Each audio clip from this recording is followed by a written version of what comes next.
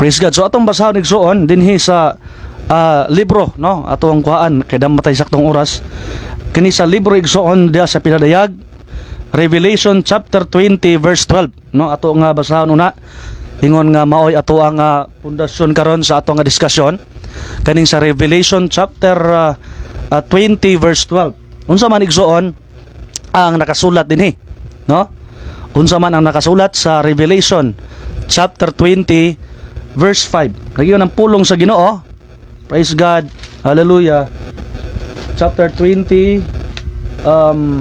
verse 12. Okay?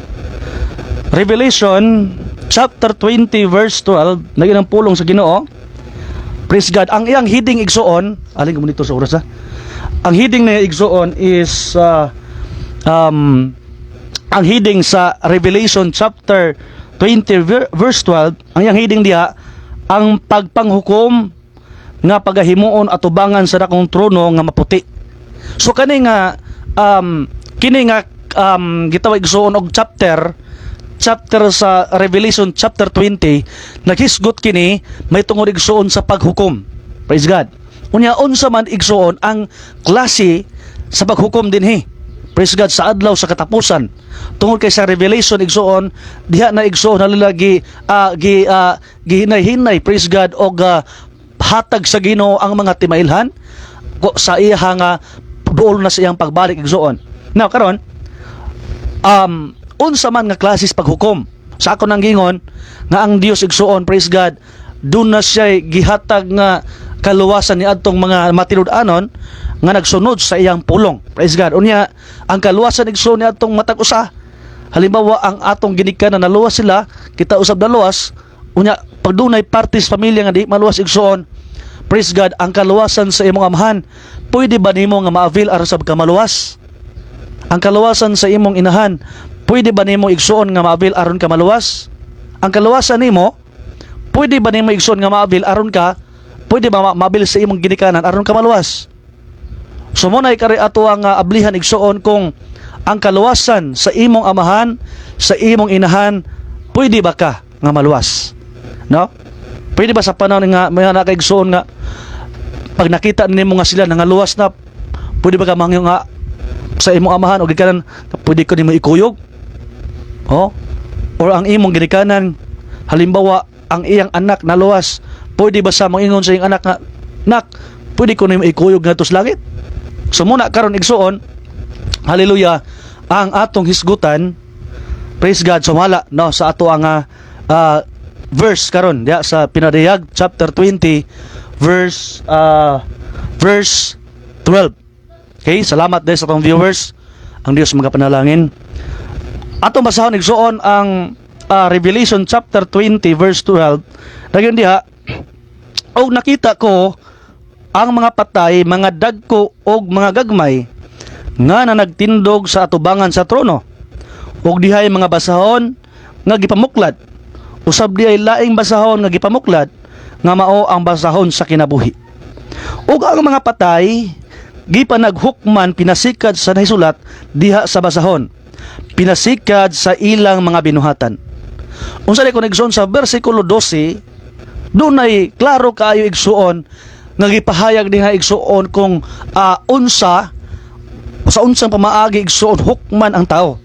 Usbon ko ingon sa diha igsuon nakita sumala igsuon sa Revelation chapter 20 verse 12, og nakita ko ang mga patay. Amen. Nakita igsuon, praise God, diha sa Revelation ang mga patay, sumala pa mga dagko og mga gagmay.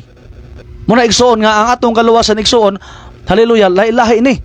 Bata ka man, dako ka man, tigulang ka man, ang gisgon sa Biblia, nakita niya ang mga patay, mga dagko og mga gagmay nga nagtindog atubangan sa trono og dihay mga basahon nga gipamuklad. So sa adlaw sa katapusan di ay atubangon tang tanan. Mga bata igsuon, hamtong tigulang igsuon, mag-atubang tanan igsuon.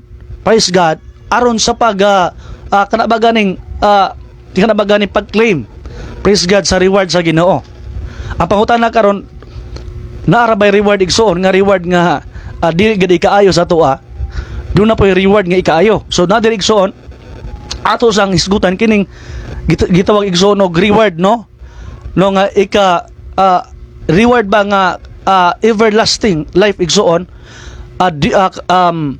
kanang kinabuhing dayon mo ni say reward igsoon nga kinabuhing dayon, praise God, nga atong hisgutan karon, praise God. Ang advantage kay kinabuhing dayon, balik ko nung basa o niya akong ipadayon og dihay mga basahon nga gipamuklad nga okay, og dihay mga basahon nga gipamuklad usab dihay laing basahon nga gibuklad nga mao ang basahon sa kinabuhi, og ang mga patay gipanaghukman pinasikad sa naisulat diha sa basahon pinasikad sa ilang mga binuhatan. So sa Revelation chapter 20 verse 12 dito igsuon, hallelujah, states dito nga ang mga patay igsuon, praise God, gipanaghukman, amen, pinasikad igsuon sa ilang mga binuhatan, praise God. Unya doon na sa gisgutan din na igsuon, praise God, nga nahisulat, amen, ug ang mga patay gipanaghukman pinasikad sa nahisulat diha sa mga basahon. Maghisgot tag basahon duha na kaklase, basahon sa kinabuhi o basahon igsuon ngadto sa kanang kaalautan igsuon. Now dinhi deklaro igsuon nga ang tao de kono, hallelujah, makabaton siya, praise God, hallelujah, og ang paghukom niya igsuon sumala sa iyang binuhatan, praise God, hallelujah, sumala sa iyang mga binuhatan.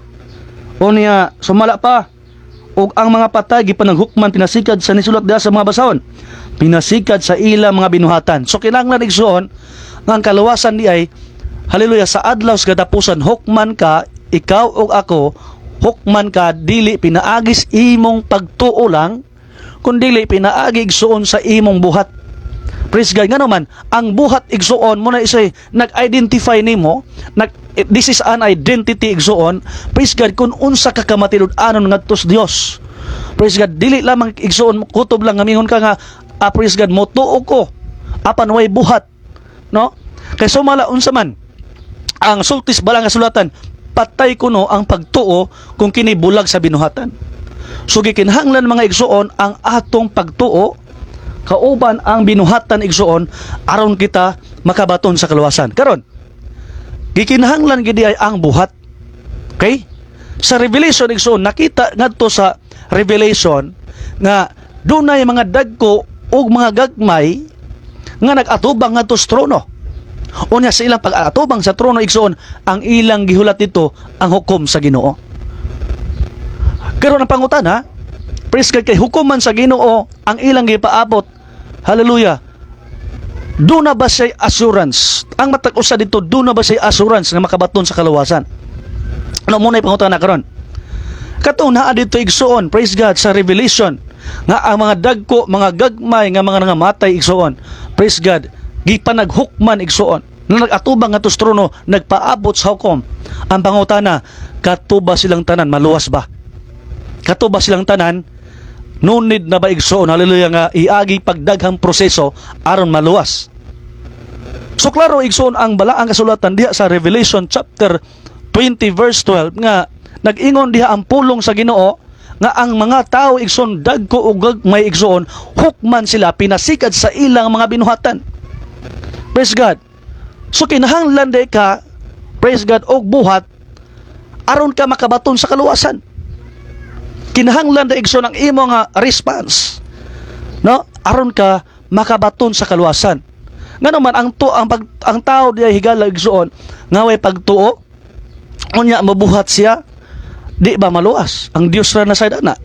Pero sultihan ko ka mo igsoon, praise God, nga kikinahanglan nato ang insakto nga proseso sa pagtuo o insaktong proseso igsoon sa kaluwasan. Nga naman kung ang tao igsoon mabuhat siya unya way pagtuo, kulang gina sa igsoon, nga ikaduha ang tao sa hallelujah nga mingtuo siya apan way buhat, kulang gihapon.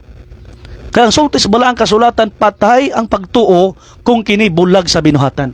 Therefore karon kung ang tao igsoon maluwas sa pinaagi sa pagtuo, sa unsa mang pamaagi nganong pag-asa adlaw sa katapusan, nganong sa Revelation chapter 20 verse 12.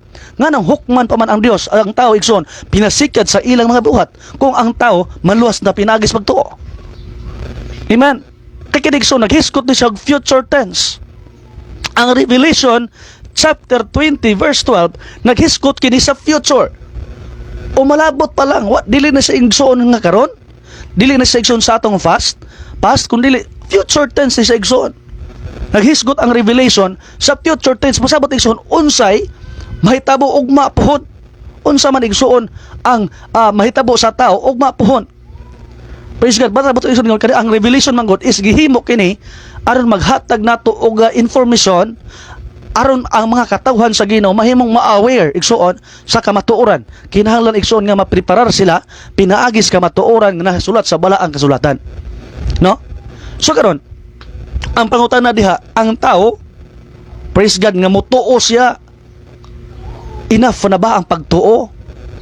Aron ang tao maluwas? So ako mayngon igsoon nga dili gid sa enough. Ngano man, tungod kay kung enough pa ang pagtuo lang igsoon, hallelujah.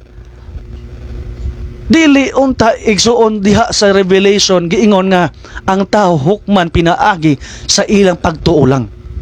Okay? Kung enough pa or insakto na ang gitawag igsuon og pagtuo aron ka maluwas, unta ang Revelation chapter 20 verse 12 nahisgot ta igsoon nga ang gagmay og mga dagko, hallelujah, na nagpaabot, hallelujah, atubangan sa trono. Praise God. Unya sa unhan igsuon, hallelujah, unta giingon diha nga sila pagahukman pinaagi sa ilang pagtuora. No? Pero karon pa lamang nato igsoon makita nga dili lang di ay pinaagis pagtuo mahimo igsuon nga makabaton sa kaluwasan ng tao. Nga naman, tungod kay kung magtuo lang igsuon, praise God, hallelujah, ang Biblia, praise God, naghisgot na unta nga pinaagi lang sa pagtuo maluwas na ka. Pero kay ang gihisgutan igsuon sa diha sa Revelation, praise God, kinahanglan man igsuon ang imong mga binuhatan paglantaw sa basahon sa kinabuhi, pag naa dito ang imong pangalan, pag naa dito ang mga ngalan igsuon sa imong pamilya o lakip ka, pag naa ka dito higalaw igsuon, praise God, mahimo kay igsuon, hallelujah, nga maka-avail sa kaluwasan nga gisaad, hallelujah, sa atong Ginoong Hesukristo. Na unsaan man pag-avail nato, mubuhat da igsuon sumala pa sa Revelation, kinahanglan di ang buhat, no? Sumala pa sa laing mga panid sa kasulatan, nag-iyon diha nga patay kining pagtuo kung bulag kini sa binuhatan. So karon dili sa igsoon mo contradict diha sa Revelation. Kaya ang Revelation naghisgot na kani igsoon sa umalabot nga panahon sa adlaw sa hukom igsoon, kini nga Revelation naghisgot kini sa adlaw sa hukom. Karon pag-ingon diha sa laing panid sa kasulatan nga patay ang pagtuo kung bulag sa binuhatan, praise God, sakto igsoon nga kinahanglan igsoon nga once ikaw faithful ka, ang imong gitawag igsoon og faith response nimo, kinahanglan kag buhat aron makita ang imong pagtuo. Kay kung di ka igsoon mabuhat, kutob ka sa tuo, hallelujah, mo contradict siya. Kumbaga igsoon ang imong nga pagtuo di igsoon mo na nga sakto unta na kay pagtuo pero wa lang kay buhat. So di man pud sa igsoon nga mintuo ka pero kinahanglan igsoon nga sa imong pagtuo gikinahanglan kag buhat. Ikaw nga punto, ang imong pagtuo igsoon, hallelujah, nakadepende na sa igsoon, hallelujah, or naa na sa nakasalalay usab nga buhat. Kay kung ang tao igsoon kutob lang sa pagtuo, di sila mabuhat, usbon ko nag-iyon ang balang kasulatan, patay ang pagtuo kung bulag sa binuhatan. But pasabot gikinahanglan igsoon ang buhat, kay ang buhat igsoon imo kini nga response, praise God, sa imong pagtuo. Like for example mga kaigsunan, kung ang tao, praise God, kanabagani nangando siya nga maabot niya ang usa ka butang, gusto siya nga mahimo igsoon nga dunay posisyon sa kalibutan pero wa sa gibuhat, do you think igsoon nga dunay sa maabot niya ang mang posisyon? So ang resulta di gini maabot ang posisyon tungod kay wa man siya gihimo nga buhat. So faith nagkinahanglan sa buhat. Without igsoon sa buhat, walay kapuslanan ang pagtuo. Una nga di man sayop igsoon ang pagtuo pero gikinahanglan igsoon nga kini imong obnan sa buhat. Nga naman ang kaluwasan, praise God, sumala pa, praise God, patay ang pagtuo kung kini bulag sa binuhatan. Nga, last igsoon, kaya wala na tayo igong oras, na ako'y bilin sa inyo ha. Praise God, nga ang kaluwasan igsoon, di gid sa pinaagi sa atong pagtuulang. Ano man, kung pagtuulang mga igsoon, hallelujah, ang basihan sa kaluwasan, sa adlaw sa hukom, sumala igsoon sa atong gibasa, sa Revelation chapter 20 verse 19. Praise God, nga ang tao, praise God, hukman siya, sumala sa iyang mga buhat. So gikinhanglan day igsoon mga higala, og ako mga viewers din ha, gikinhanglan day igsoon ang imong pagbuhat, praise God, kini response sa imong pagtuos Ginoo. Kay kung di ka mubuhat, kutob ka sa tuo, praise God, sa adlaw sa katapusan igsoon, gikinhanglan gikang mabuhat igsoon nga naman, kay sa adlaw sa katapusan gitagaan at tadaan o revelation. Kang gitawag igsoon og pinadayag revelation, pasiuna kini, pasiuna ang revelation igsoon, praise God, diha sa atong pagpangalagad sa Ginoo, pasiuna kini aron do na tay giya, hallelujah, aron sa adlaw igsuon sa hukom, mahimo igsuon nga accurate ang atong pagsunod ngadto sa Dios. Consistent, kumbaga sa ilang ubang termino, consistent igsuon ang atong pagsunod sa kabubuton sa Ginoo.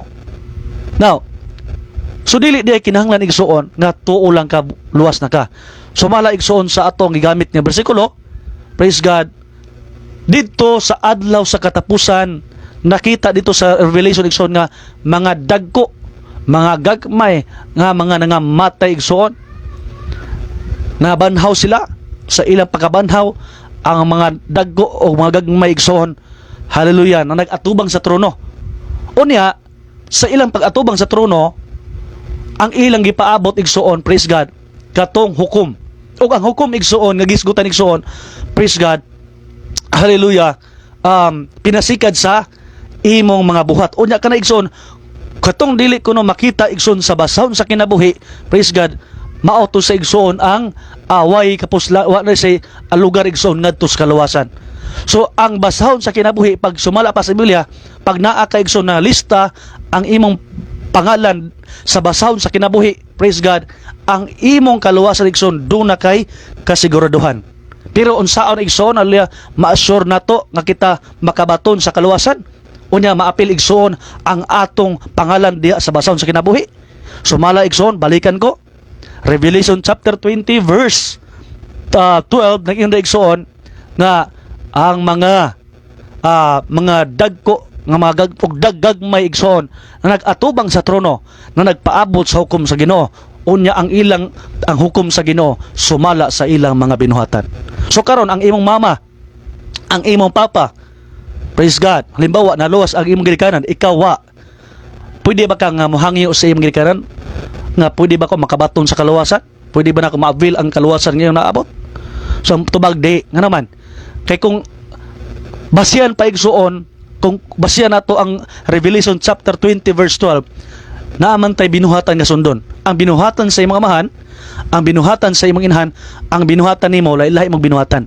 So sumala pa igsoon sa versikulo, hallelujah, hukman ka sumala sa imong binuhatan. So ang imong binuhatan mo na ihukom sa Dios, ang ilang binuhatan hukman sila sa Dios, maayo igsuon ug daoton hukman kas Ginoo. Pero ang hukman sa Ginoo igsoon ngadto sa kaluwasan, kato igsoon nagsunod igsoon sa kabuton sa Ginoo, maayo, praise God, ug nagsunod, hallelujah, sa kabubuton sa atong Dios.